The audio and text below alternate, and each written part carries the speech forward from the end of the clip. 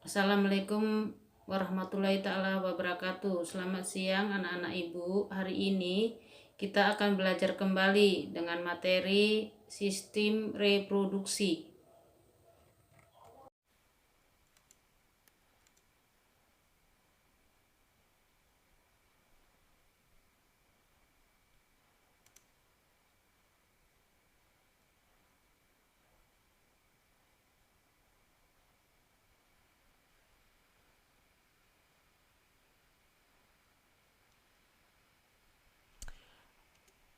Oke, Assalamualaikum warahmatullahi wabarakatuh.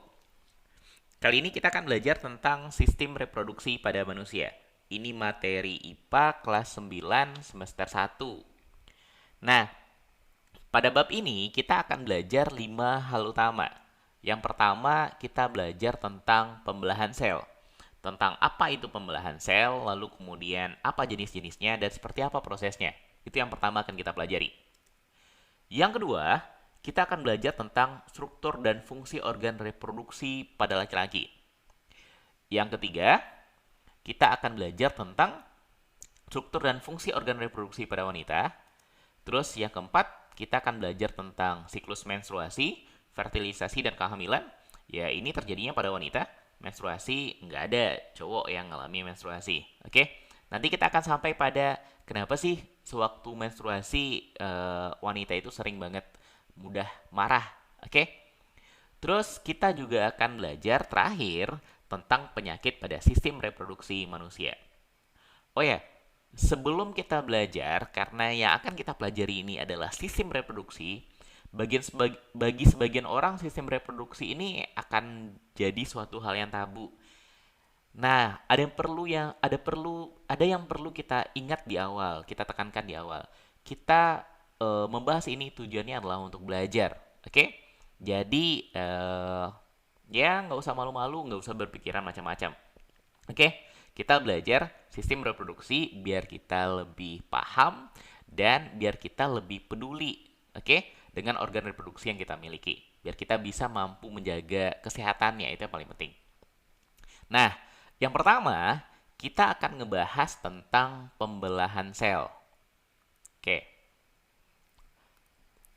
apa itu pembelahan sel?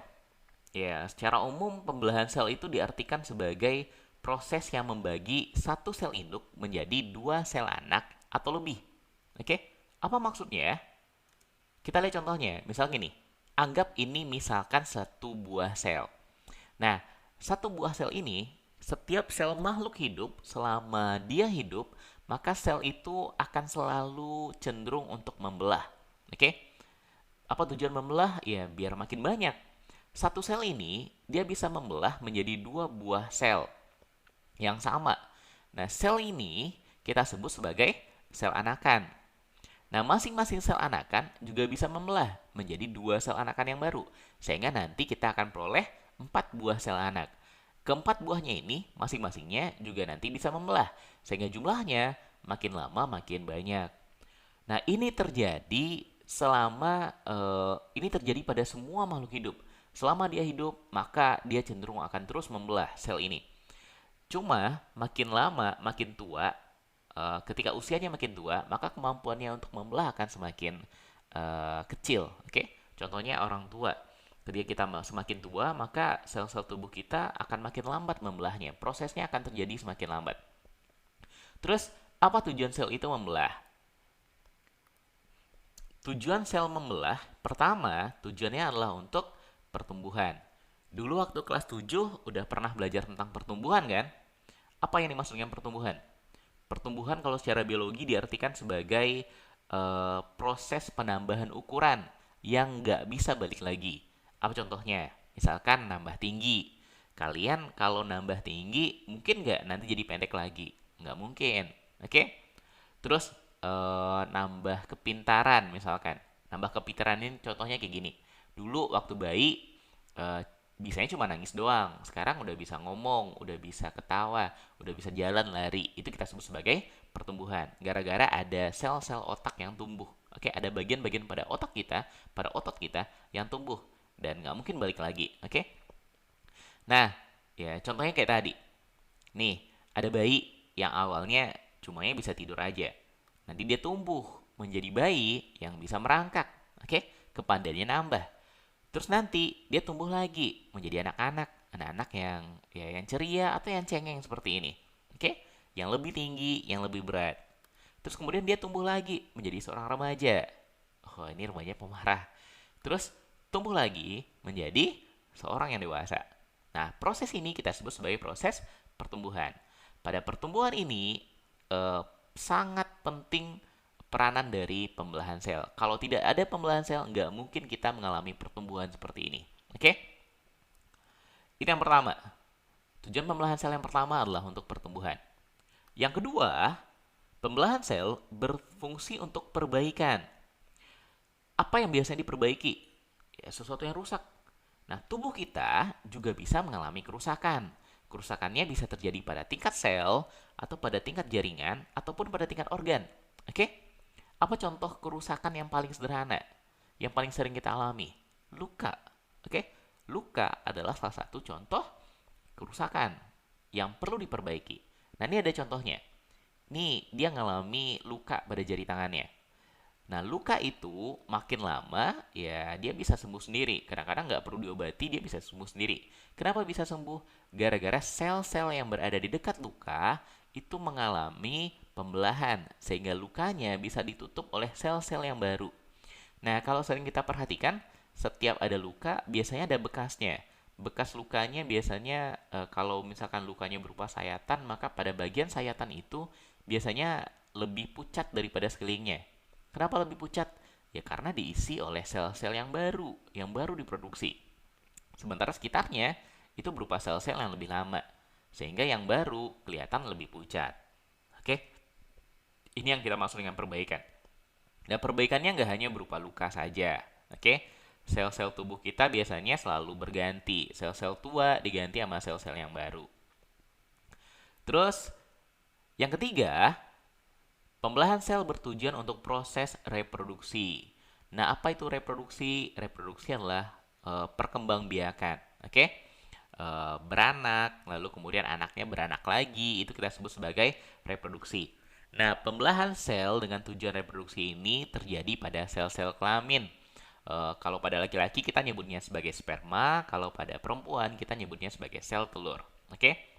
Yang kalau terjadi fertilisasi atau pembuahan nanti akan menghasilkan janin, calon manusia yang baru. Bayi yang ada di perut ibu kita sebut sebagai janin. Nah, kita nanti akan ngebahas sampai ke sini. Oke? Ini tujuan dari pembelahan sel. Jadi ada tiga.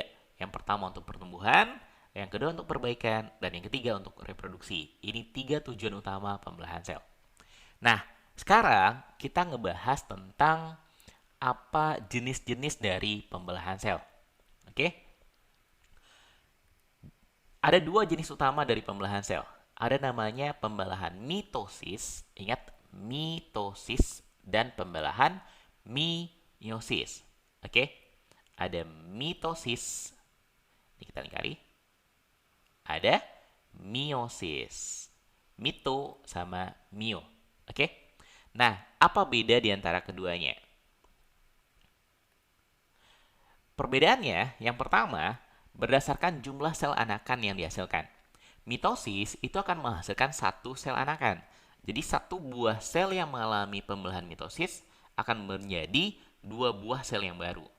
Nah, sementara kalau pembelahan meiosis akan menghasilkan 4 sel anakan. Jadi dari satu sel induk nanti akhirnya akan menjadi 4 buah sel anak. Oke? Ini perbedaan yang pertama, berdasarkan jumlah sel anak yang dihasilkan. Mitosis ada 2 sel anak, meiosis ada 4 sel anak yang dihasilkan. Perbedaan yang kedua,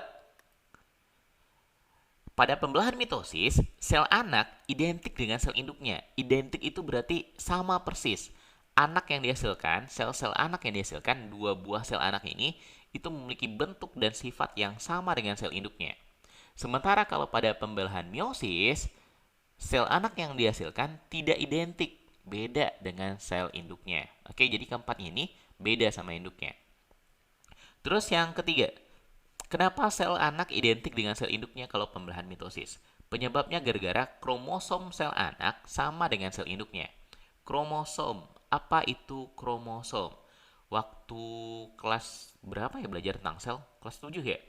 Nah, kromosom itu adalah organel ini berada pada inti sel yang berfungsi sebagai pembawa materi genetik. Oke, pembawa sifat-sifat genetik. Misalkan pada manusia ada hidung mancung, ada rambut pirang misalkan, atau ada yang matanya hitam, ada yang matanya biru. Nah, semua kode-kode genetik itu dibawa oleh kromosom. Oke, ciri-ciri atau sifat-sifat manusia itu ada pada kromosomnya sel.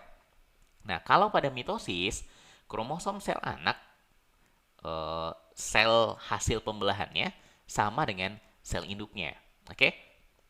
Atau sering disebut sebagai diploid atau 2N. 2N ini berarti kromosomnya berpasangan, sama halnya seperti induknya.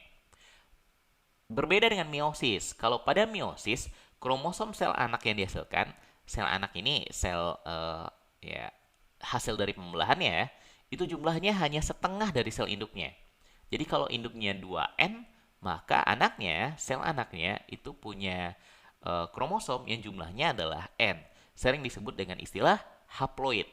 Oke, bedakan diploid berarti 2N, kromosomnya sama dengan kromosom induknya, jumlahnya sama. Sementara kalau meiosis, dia sifat sel anaknya adalah haploid atau N. Kromosomnya setengah dari sel induknya. Oke, ini perbedaan yang ketiga. Terus perbedaan yang keempat, tempat terjadinya. Mitosis terjadi pada sel tubuh. Apa itu sel tubuh? Ya, sel seluruh tubuh kita.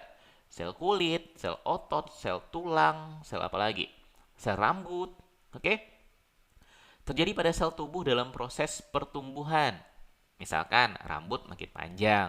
Oke? Kita makin tinggi gara-gara tulang yang makin nambah. Oke? Terus pada perbaikan, ada luka, nanti diperbaiki. Atau pada reproduksi aseksual. Nah, kalau reproduksi aseksual ini tidak terjadi pada manusia. Ini terjadi pada tumbuhan atau bisa terjadi pada tumbuhan atau pada hewan-hewan yang tingkat rendah. Kalau pada tumbuhan apa contoh reproduksi aseksualnya? Kita cangkok, oke? Atau kita stek. Tahu kan cangkok sama stek? Kalau cangkok ada bagian pada dahan yang dilukai lalu kemudian dikasih tanah nanti akarnya tumbuh. Atau stek tinggal dipotong lalu dimasukkan ke dalam tanah nanti tumbuh dengan sendirinya. Itu disebut dengan reproduksi aseksual.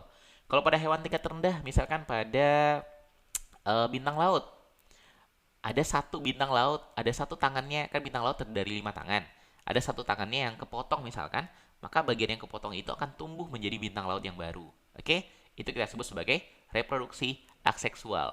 Tanpa perlu perkawinan antara jantan dengan betina. Nah, kalau pada pembelahan meiosis, ini terjadi pada sel kelamin dalam proses reproduksi seksual. Oke?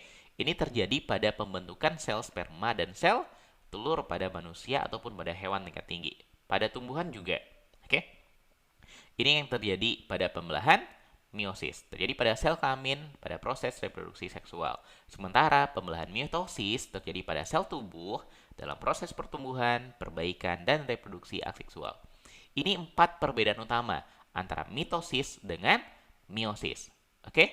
Hafalkan keempat-empat perbedaannya ini. Jangan sampai kebalik. Nah, sekarang kita bahas prosesnya. Kita bahas pertama proses untuk pembelahan mitosis terlebih dahulu. Nah, tahap pada pembelahan mitosis itu ada 4 tahap utama. Yang pertama kita mulai dari sebelum kita mulai tahapnya. Dulu kita pernah belajar tentang sel, tentang bagian-bagian sel. Nah, sekarang kita ingat-ingat lagi bagian-bagian sel ini karena nanti untuk memahami proses pembelahan mitosis ataupun meiosis akan lebih gampang kalau kita tahu nama bagian-bagian sel. Nah, kita mulai dari yang tengah ini. Yang di tengah ini namanya adalah nukleus atau inti bahasa Indonesianya. Ini inti. Apa yang ada di dalamnya? Di dalam inti ini terdapat kromosom. Oke? Kromosom sebagai pembawa materi-materi genetik. Nah, inti ini dibungkus oleh membran inti namanya. Kalau nggak ada membran intinya, akibatnya intinya nanti akan tercerai-berai, terserak di semua bagian sel. Oke? Jadi dia dikumpulkan, dibungkus oleh membran inti. Jadi bagian luar inti ini kita sebut sebagai membran inti. Dalamnya kalau kayak gini jadi nggak kelihatan karena ada membran intinya. Nah, kemudian di luarnya ini ada berbagai organel sel.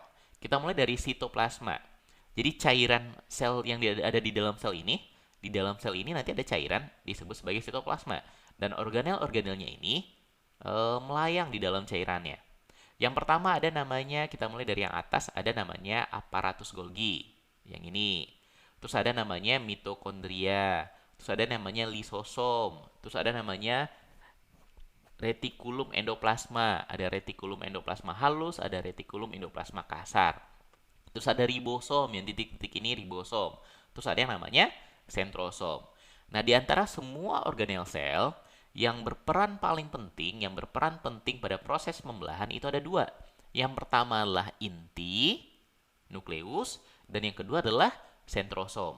Dua hal ini yang nanti akan berperan penting dalam proses pembelahan. Nah, apa fungsinya? Sekarang kita lihat. Oke, pada pembelahan mitosis, proses pertama disebut sebagai profase. Oke, ini gambar sel yang tadi. Ini tadi intinya, terus yang ini adalah sentrosom. Oke, tadi sentrosomnya cuma ada sepasang sentriol. Jadi masing-masing ini nanti disebut sebagai sentriol. Oh, lowbat. Kita pause dulu ya. Oke, kita lanjutkan.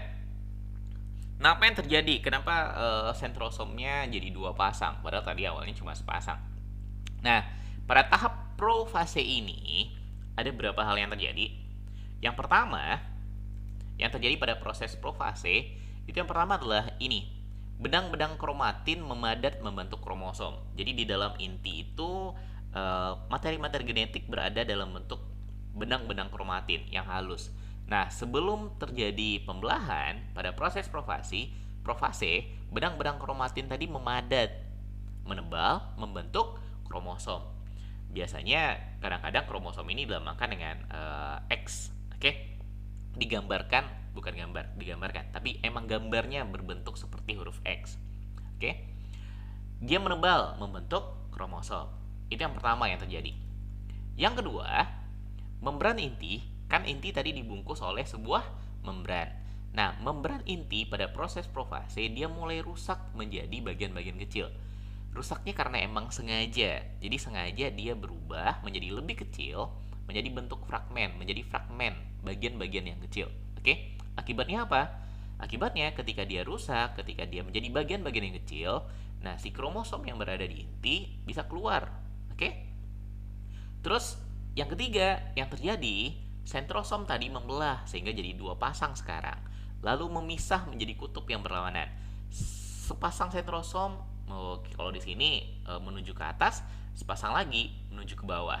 Lalu kemudian mereka terhubung dengan yang namanya gelondong pemisahan atau benang spinel. Jadi yang warna kuning mirip benang ini kita sebut sebagai benang spinel atau gelondong pemisahan.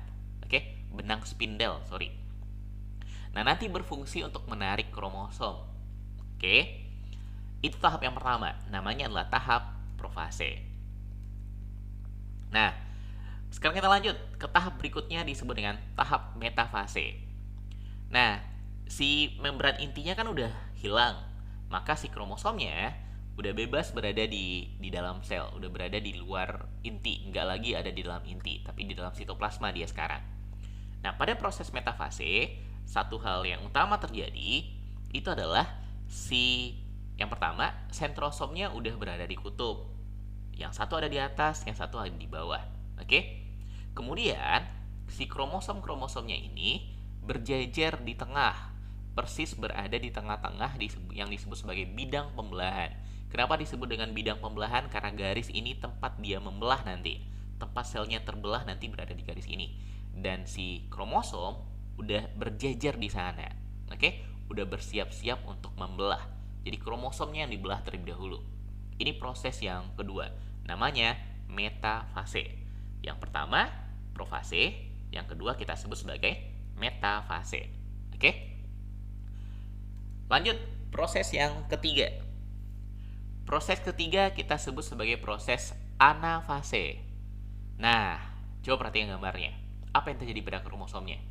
Kromosom yang tadi berjejer Oke, di bidang pembelahan di tengah-tengah, sekarang ditarik oleh sentrosomnya. Sentrosom atas narik ke arah atas, sentrosom yang berada di bawah narik ke arah bawah, sehingga kromosomnya jadi terpisah. Oke, jadi terbelah kromosomnya. Sebagiannya pergi ke atas, sebagiannya lagi pergi ke bawah. Itu yang terjadi. Namanya kromatid istilahnya. Jadi kromatid saudara dari setiap pasangan, ini awalnya berpasangan, memisah menuju kutub yang berlawanan. Ada yang menuju kutub atas, ada yang menuju kutub bawah. Oke, ini yang terjadi pada proses anafase. Jadi yang pertama tadi namanya adalah profase, yang kedua metafase, dan yang ketiga adalah anafase. Oke? Nah, berikutnya proses yang keempat dan yang terakhir pada proses pembelahan mitosis ini. Kita nyebutnya telofase. Kromosom yang udah terpisah, yang udah ke atas sebagian dan ke bawah sebagian, berikutnya mulai dibungkus lagi oleh membran inti. Jadi membran inti yang tadi awalnya di profase mulai menghilang, oke, berubah menjadi fragmen. Di bagian telofase, membran inti kembali lagi membungkus kromosom. Oke, masing-masing ada di sel yang atas dan ada di bagian bawah. Oke, jadi nanti akan dihasilkan dua buah sel dengan dua buah inti. Terus yang kedua, si kromosomnya mulai meregang. Kan tadi pada profase kromosom dibentuk, kromatin memadat membentuk kromosom. Nah, sekarang kromosomnya akan meregang lalu akan berubah lagi jadi benang-benang kromatin. Oke? Jadi benang-benang halus kromatin. Terus berikutnya yang tiga yang terjadi, terbentuk cincin pembelahan. Yang mana cincin pembelahan itu berupa lekukan ini. Oke? Di lekukan inilah kemudian sel akan membelah. Sel akan terbagi dua. Satu sel ada di atas dengan satu sel ada di bawah. Sel yang persis sama seperti sel induknya. Oke? Dengan jumlah kromosom yang sama. Oke? Sehingga dihasilkan ada dua sel anakan. Nah, ini kita sebut sebagai proses mitosis. Ingat prosesnya? Profase yang pertama, metafase, anafase, sama telofase. Oke? Perhatikan gambarnya baik-baik karena biasanya ini nanti ditanya. Oke? Di ujian biasanya nanya ini. Bisa aja pertanyaannya berupa gambar, lo ditanya nama prosesnya apa. Oke? Atau ditanya seperti apa urutannya. Profase, metafase, anafase, dan yang terakhir adalah telofase. Oke? Nah, sekarang kita lanjut. Tadi kita udah ngebahas yang mitosis. Sekarang kita bahas pembelahan meiosis. Nah, kalau pada pembelahan meiosis, ini tahapnya agak sedikit lebih banyak. Kan tadi kalau pembelahan meiosis yang dihasilkan adalah 4 sel anakan. Dan prosesnya lebih banyak, lebih panjang. Nah, proses yang pertama kita nyebutnya sebagai profase. Ini kita zoom aja dulu. Ini zoom kalau nggak salah nih. Nah, ini. Nah, pada proses profase ini pada proses yang pertama kita nyebutnya sebagai profase 1. Oke? Yang terjadi pada proses profase 1 hampir sama sama yang tadi. Yang pertama, membran inti berubah menjadi bagian-bagian kecil atau fragmen. Membran intinya mulai menghilang sehingga kromosomnya menjadi bebas berkeliaran di dalam sel, oke, di dalam sitoplasma. Terus yang kedua apa yang terjadi? Kromatin ya sama kayak tadi. Kromatin memadat menjadi kromosom. Terus perbedaannya terjadi di sini. Terjadi pindah silang di antara kromosom, terjadi ada kaki-kaki kromosom yang saling bersilangan. Ada bagian-bagian yang pindah. Bagian dari kromosom pindah ke bagian berikutnya. Oke?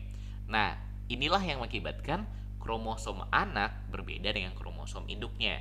Karena terjadi perpindahan silang, maka ketika dia membelah, maka kromosom yang dihasilkan, kromosom anak yang dihasilkan berbeda dengan kromosom induknya. Oke? Ini yang kedua. Terjadi pindah silang pada kromosom. Terus berikutnya, sentrosom ini sama kayak tadi.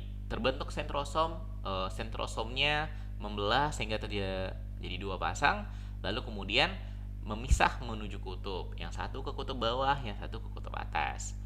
Terus terbentuk gelondong pembelahan atau benang spindel istilahnya. Oke? Ini proses yang pertama. Kita nyebutnya sebagai proses profase. Oke?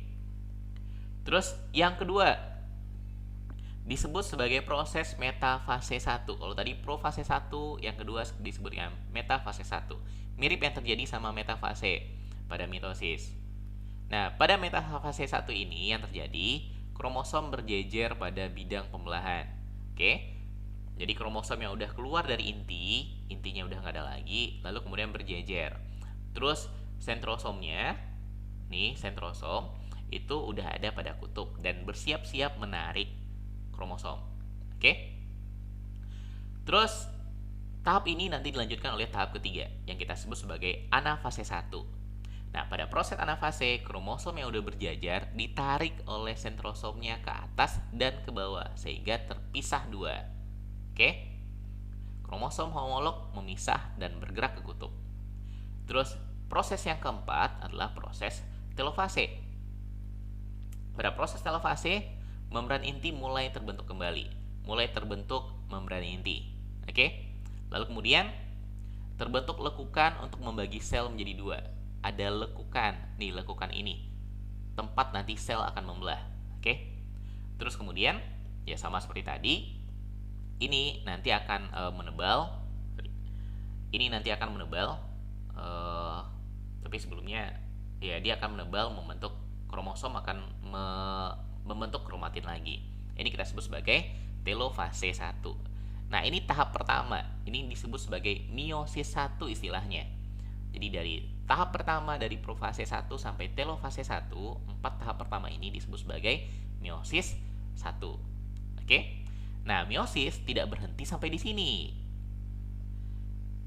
Nah, ketika ini udah membelah, proses pembelahannya nanti disebut sebagai sitokinesis. Terjadi sitokinesis sehingga dibentuk dua sel anakan yang haploid. Nah, berikutnya ada proses yang kita sebut sebagai profase 2.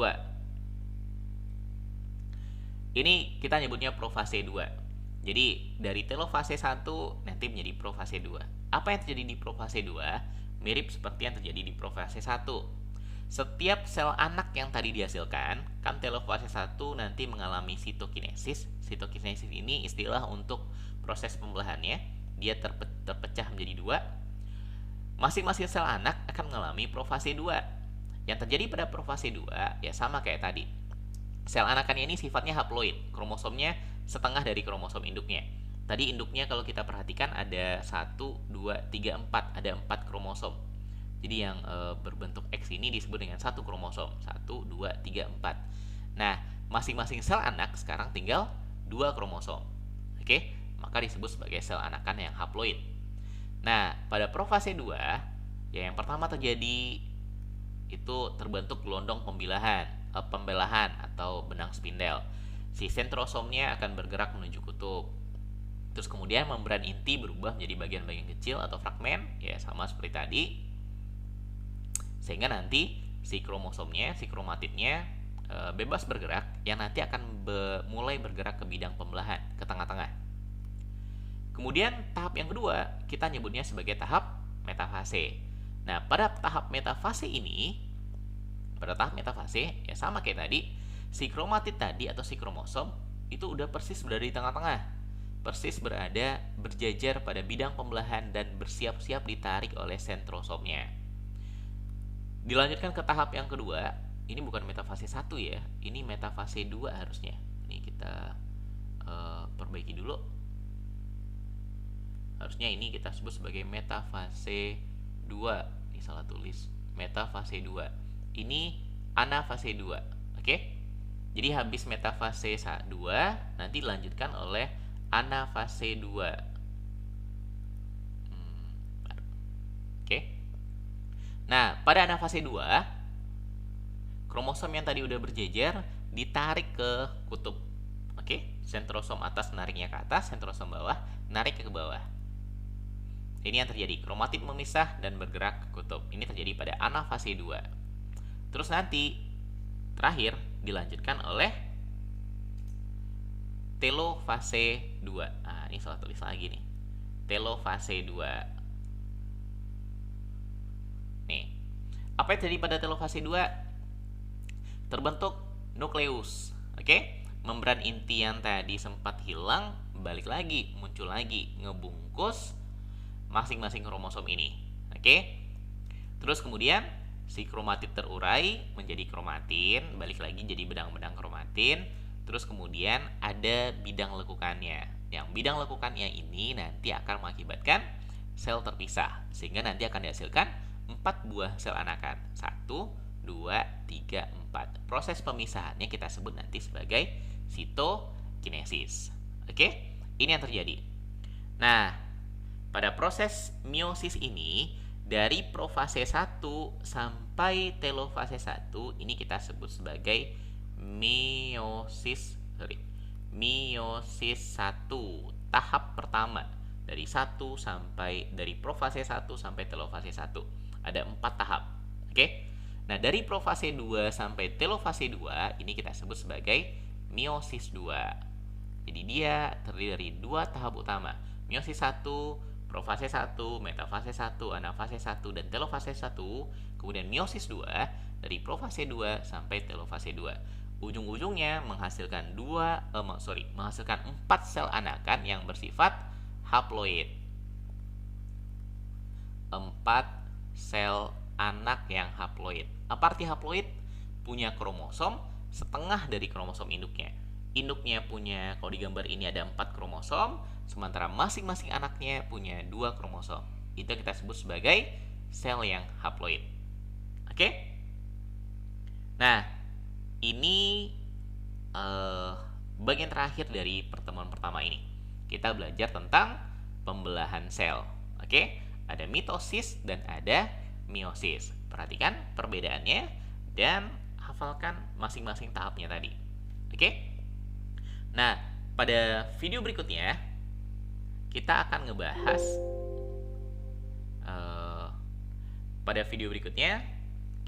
ngebahas tentang,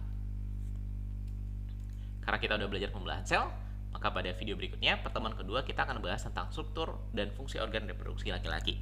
Oke? Untuk itu jangan lupa subscribe dan like biar Kak makin semangat bikin video-video untuk materi-materi sekolah. Oke? Terima kasih. Oh ya, jangan lupa lihat pembahasan soal, karena video ini nanti akan dilengkapi dengan video pembahasan soalnya. Oke, kita cukupkan. Alhamdulillah. Assalamualaikum warahmatullahi wabarakatuh.